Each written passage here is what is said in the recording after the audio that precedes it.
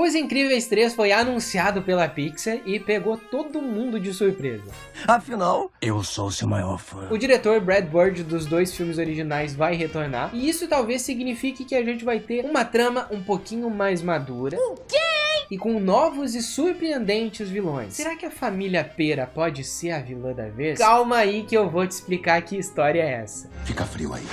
Pouca gente sabe, mas o Zezé, o bebezinho adorável da família Pera, pode se tornar a grande ameaça da franquia. Imagina só o Zezé como vilão, né? Ele cresce, ele se torna um adolescente e não consegue controlar os seus poderes.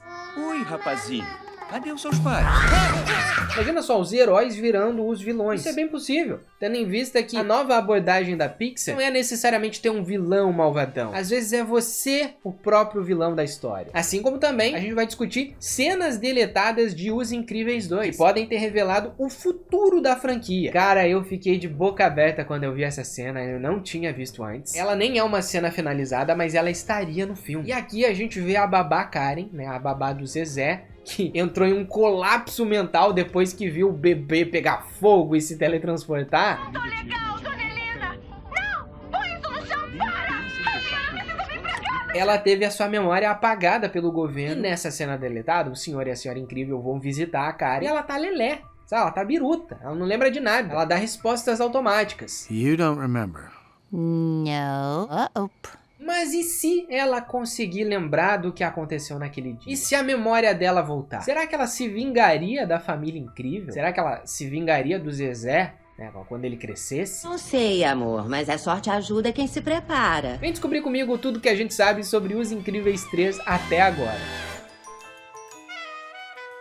Olá, eu sou Matheus Jusinski e eu gostaria de começar esse vídeo te fazendo uma pergunta. Qual o filme que todo mundo ama, mas você detesta? Sabe qual que é o filme que todo mundo ama e eu detesto? É Toy Story 4. Ha!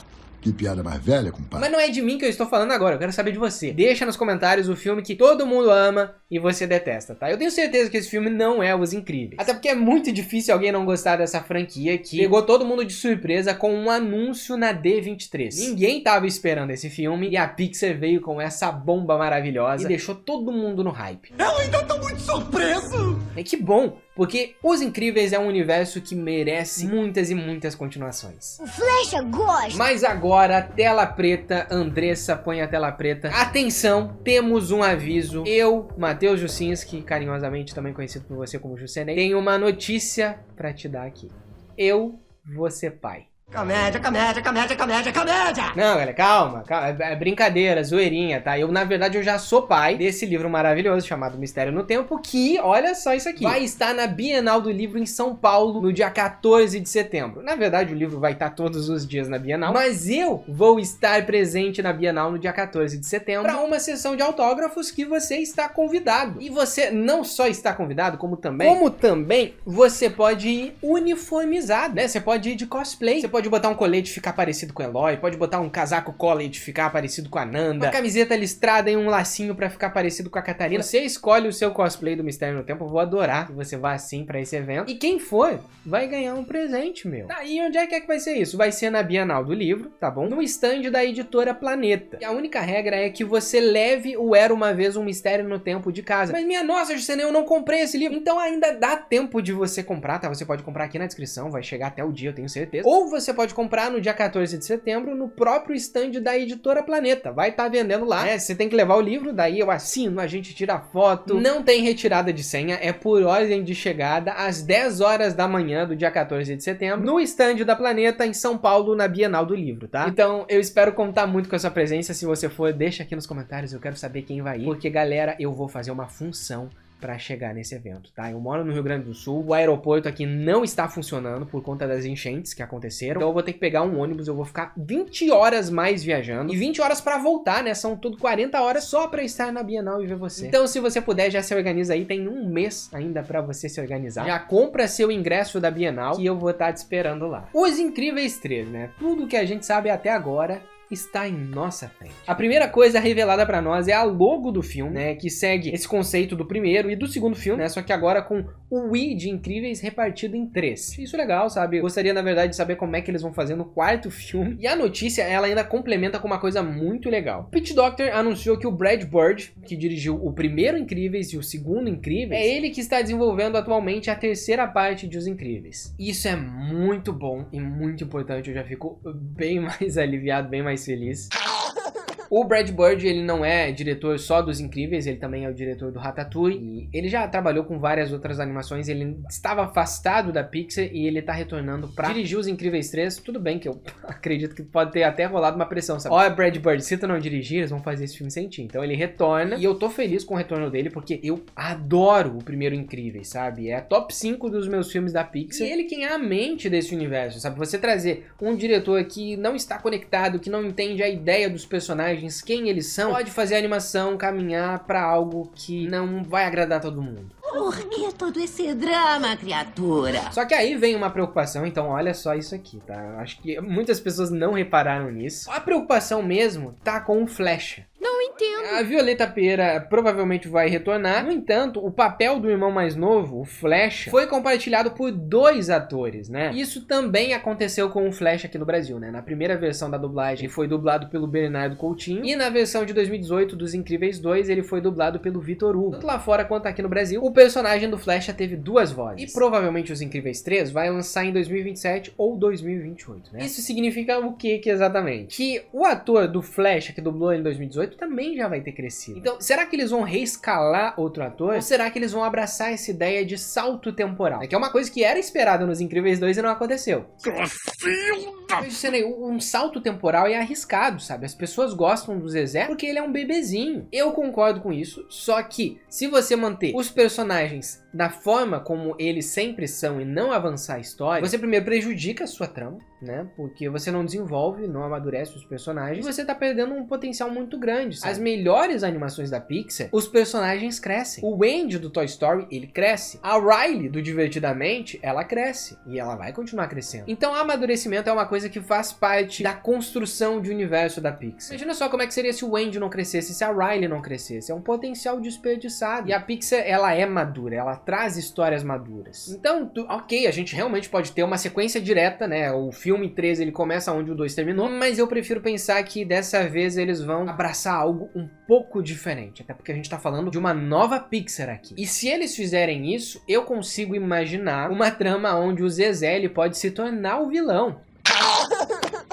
Imagina só, cara, você já pensou nisso? Você consegue imaginar um membro da família Pera como vilão?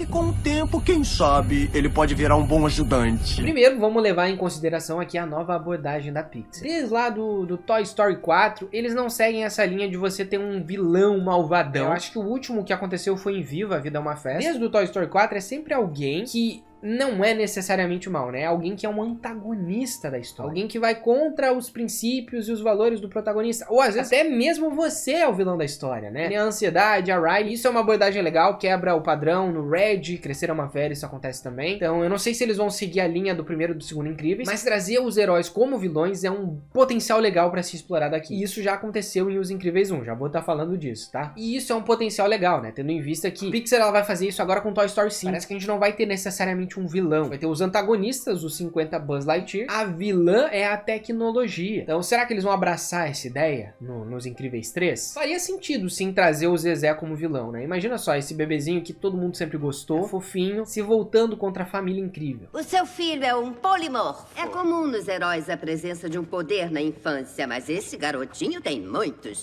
E ainda mais, lidando com a adolescência. Isso é uma coisa que eu acho que todo mundo sempre quis ver, o Zezé crescer. Sabe? É uma vontade da audiência ver o Zezé crescer. Porque os poderes no universo dos Incríveis, eles estão ligados à personalidade das pessoas, né?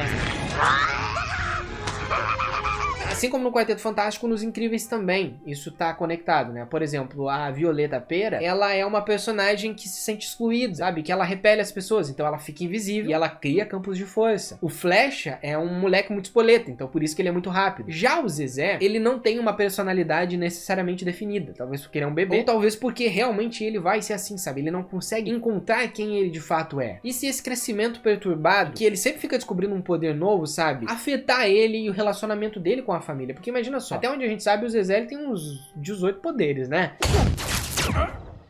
Então imagina só, ele vai crescendo e a cada vez mais ele tem muitos e muitos poderes. Quem você é? Qual que é a sua personalidade? Entende? Isso pode gerar um grande conflito a ser debatido em Os Incríveis 3.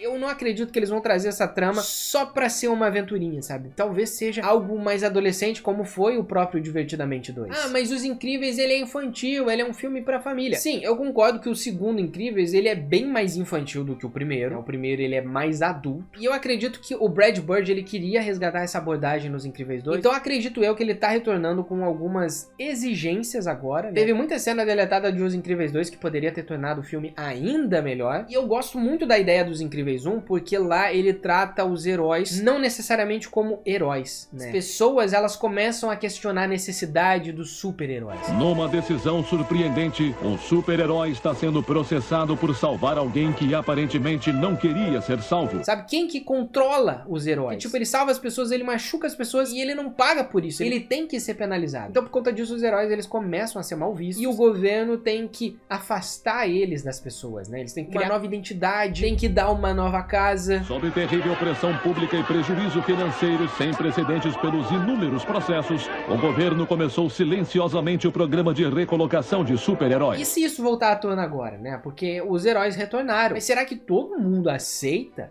o retorno dos super-heróis? Porque nos Incríveis 2 um monte de gente nova apareceu, um monte de super-herói. Eles estavam escondidos, só que eles apareceram agora porque eles foram aceitos. Só que, conhecendo a Pixar, talvez eles abordem essa temática um pouco mais adulta, né? Do tipo, não é todo mundo que gosta de super-herói. Super-herói é uma coisa esquisita, você tem poder, você é esquisito. Agora imagina isso conflitando com o Zezé, que é alguém que não sabe quem que ele é exatamente.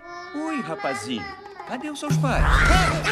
Além de que outra coisa que a franquia dos Incríveis faz muito bem, que eu adoro o plot twist do primeiro filme, do Síndrome, e se eles trouxessem essa ideia de plot twist de novo aqui, só que com a babá, a Karen, né? Porque tem uma cena deletada em Os Incríveis 2, em que logo depois que a Karen, ela sofre aquela lavagem cerebral do agente do governo, e ela não se lembra de nada do que aconteceu, ela vira basicamente um vegetal, né? Que fica respondendo um monte de coisa, ela tá biruta. Então ela é uma menina que tinha toda a vida pela frente, e agora ela teve a sua mente afetada por conta do governo e dos super-heróis. You don't remember. No. E como a mente dela foi tão injustiçada, imagina só, ela perde esse senso de realidade, senso do que é correto. Essas memórias, elas retornam, né? Porque a gente sabe muito bem que uma memória, ela não vai simplesmente desaparecer. E se isso entrar em conflito na mente dela, se a Karen voltasse e quisesse se vingar da família Pera? Não precisa se preocupar, dona Helena. Esse seria um plot interessante, porque tipo, vai dizer, mas tu tá viajando, Juscelino. Olha só, se a gente parar pra pensar, quem criou o Síndrome foi o próprio Senhor Incrível, né? Ele rejeitou o Guri Incrível quando ele era um moleque. Voa pra casa, Bochecha. Eu trabalho sozinho. E isso fez ele criar um ódio, nutrir esse ódio e querer se vingar de todos os super-heróis. Agora imagina alguém que teve a sua vida destruída pelo super-herói, recupera, sabe, lembra das coisas e vai atrás da família Pera. Ou usa o Zezé pra mostrar que os heróis, eles destroem a vida das pessoas, sabe? Essa também seria uma pauta interessante, porque daí você pega a Karen, que teve a sua vida prejudicada, e ela traz de volta esse conflito que tava no primeiro filme, do tipo, não se devem confiar nos heróis, sabe? Heróis são perigosos, eles são acobertados, eles prejudicam a nossa vida, a gente tem a nossa mente apagada. Quantas pessoas já não sofreram por causa disso? Eu queria tanto esquecer dela vestindo aquilo. Fique tranquilo. Você vai. Imagina só uma reunião de galera que consegue se lembrar disso, mas não pode provar, porque o governo sempre acoberta. Eu nem sei se conseguiria contar quantas memórias o Ricardo teve que apagar ao longo dos anos quando alguém descobria a identidade da sua mãe ou a minha. Os Incríveis 3 é um filme com muitas possibilidades e também vai contar com o retorno de muitos personagens que a gente adora, como a Edna Moda, o Gelado. Ai, você faça a barra, mas eu vou aceitar, meu bem. Enfim, eu tô realmente empolgado pros Incríveis 3. Deixa seu comentário aqui, falando quais que são as suas expectativas. E não esquece que no dia 14 de setembro eu vou estar na Bienal do Livro para uma sessão de autógrafos no estande da Planeta às 10 horas da manhã, tá? Esteja lá pra gente se conhecer. E lembre-se de levar o seu seu Mistério no Tempo de casa ou comprar lá no dia no stand da Editora Planeta. Tá bom? Vou estar te esperando. Tchau.